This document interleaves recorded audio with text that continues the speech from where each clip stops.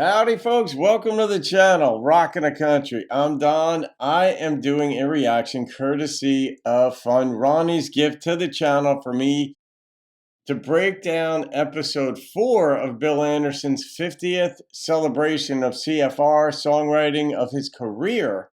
And it's sort of being emceed by Vince Gill.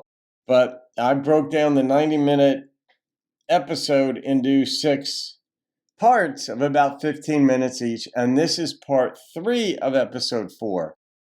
So this would actually be the 21st reaction I've done to Bill Anderson and the breakdown, because I break them down into snippets. So Ronnie, thank you for this gift again. This is just tremendous. Ronnie's in upstate New York, so I'm wearing my NYPD hat in your honor. Hopefully you haven't had a ticket recently. Then again, some people can surprise you. They might have lead foot and drive crazy. I don't know. I don't think you're one of them, Ronnie, but you might have been back. You might have been at one point. I don't know.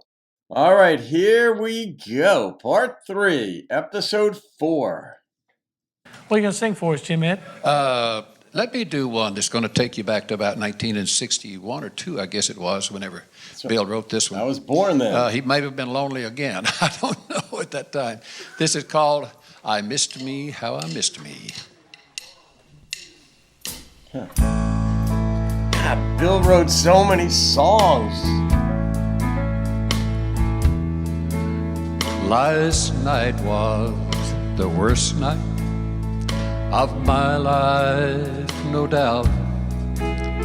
While I stayed at home, someone else took you out. Ouch. I cried 'cause I love you with all of my might, and I miss me, how I missed me at your house last night. I miss holding hands, walking out on the lawn. I miss your sweet kiss that was mine for so long. Were you happy with new arms wrapped around you so tight? Did you miss me like I missed you at your house last night? Yeah. Listen to that band. So smooth.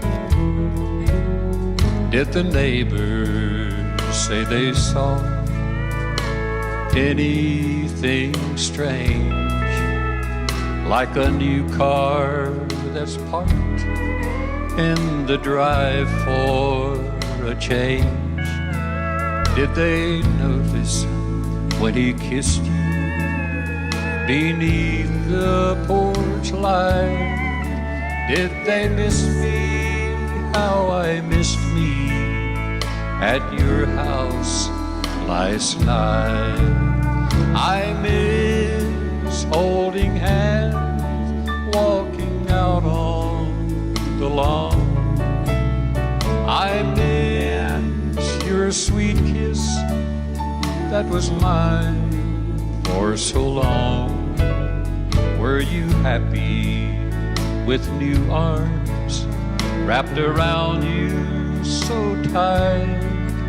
Did you miss me, how I missed me at your house last night? And Jim Ed is dressed so proper.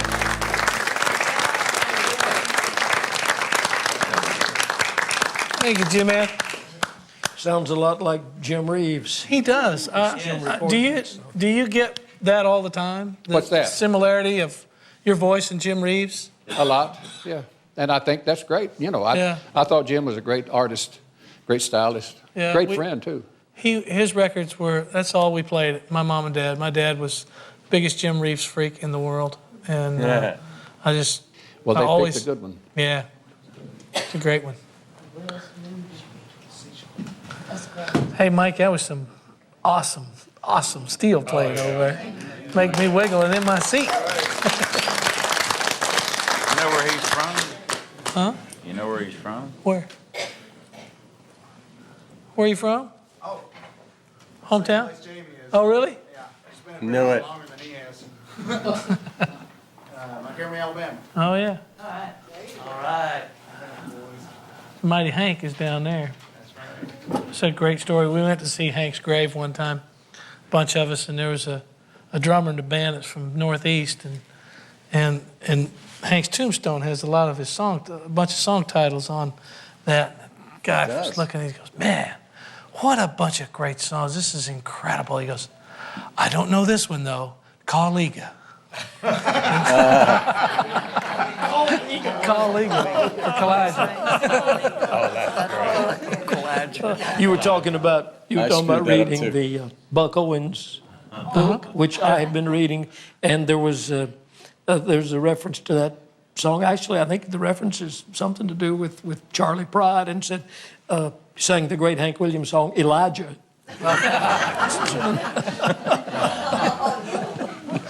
We can get them screwed up, can't we? Titles and the words. And that's some great stuff. You know, Mo Bandy's here, good Texas man. All Over there, I right. saw something. Great to have you here. Good to be here. I tell you, it's a thrill to be here, and I've sat back and listened to these great songs. And like when I came to town, Bill was already a superstar, and I have so much admiration for his talent and his, not only that, but I worked some shows with him years ago, Bill. We did a couple things, these big package shows. And I thought, wow, what a great entertainer. And then to be able to write these great songs, it's just a pleasure to be here, and I'm thrilled to death to be in this crowd. I tell you, it's amazing. The emotion from these songs is just unbelievable. And I think that's what we all deal in, is emotions. We try to touch people's emotions, whether they make them happy or sad or whatever. But the emotions in our music and through these songs that Bill has written is just unbelievable. And I'm proud to be here. Thank you for being Really here. proud to be here. I've reacted to Mo Bandy quite a recorded bit. the only song Mary Lou Turner and I ever wrote together. Oh, really? Yeah, called All the Beer and All My Friends Are Gone. That's right. Yeah, Really? I sure did. That was a good song. Thank you. Good song. Yeah. I got one here today I was wanting to do. Great. And of Bill's. And I was going to ask you one thing, Bill. What were you thinking on this song? Lord knows I'm drinking. Is this a personal story? Do you know a lady like this?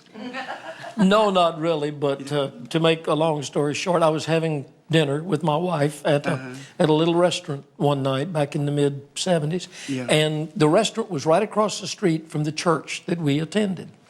And we are sitting there prior to the meal, and we're each having a glass of wine, and we look up, and the preacher and two or three of the big wigs from the church came walking in the door. So I said to Becky, I said, should we, there was a big menu on the table. I said, should we hide our wine glasses behind the menu? Yeah. She said, what for? The Lord knows I'm drinking. Ah. I said, excuse me. Thanks, honey. Boy. Dinner was over. Well, I was wondering what the story was on that. I'm always doing that during the songs too. Where'd that song come from? Was that a real experience? What's the original line out of which the rest of the song is fleshed? Sometimes I can figure it out, other times I can't. But these guys are just as curious as I am about how the song came to be. But I'd like to do it if I could. I'm gonna cheat a little bit. I'm gonna hold these words out. Thank you, Vince, for starting that out. I appreciate that. Glad you did that. But it's one of my favorite songs, and I'm so glad I got to sing it. I hope I can do it justice here.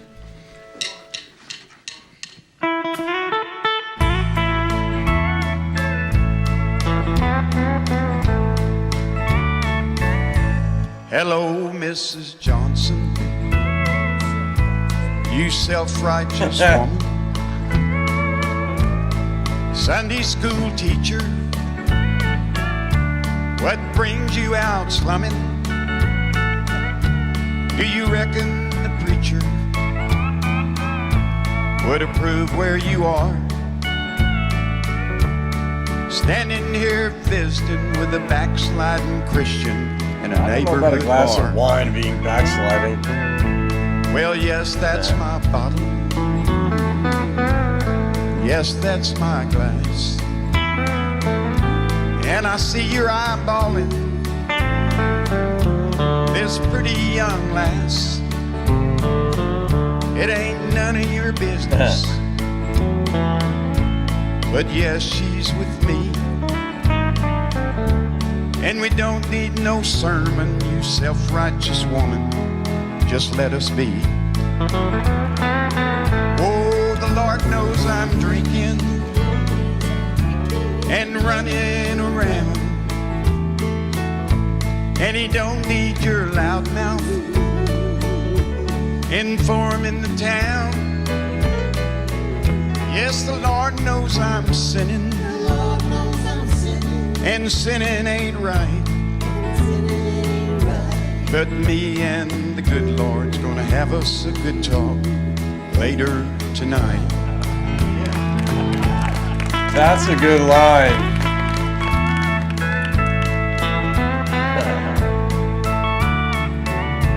Goodbye, Mrs. Johnson,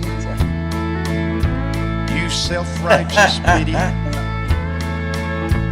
Well, I don't need your preaching, and I don't need your pity. So go back to whatever you hypocrites do. When I talk to heaven, be nice and I'll put in a good word for you. Well, the Lord knows I'm drinking and running around, and He don't need your loud mouth informing the town. Oh, the Lord knows I'm sinning, and sinning ain't right. But me and the good Lord's gonna have us a good talk later tonight. Yeah, we are. Such a good line. But me and the good Lord's gonna have us a good talk Just gotta keep later drinking. tonight.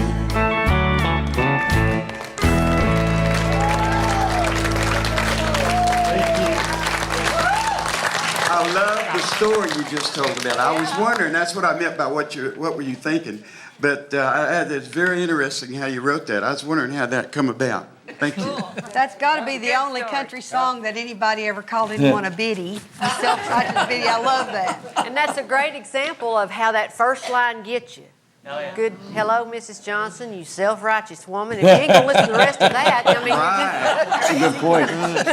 How did you get that to Cal Smith? That was another one that took a long time to get recorded. I'm talking about Whiskey Lullaby taking a long time because a lot of people were really scared of that. Charlie Walker was having all those big hits back in those days with those up-tempo waltzes, you know, like Don't Squeeze My Charmin and several of those kinds. So I pitched it to Charlie Walker first, and he was on RCA at the time, and for some reason they wouldn't let him do it. And then when Cal Smith finally did it, they would not put it out as a single until the public just demanded that it come out as a single. It was one of those things, you know, you write something like that that's just off the wall and people just they're scared of it.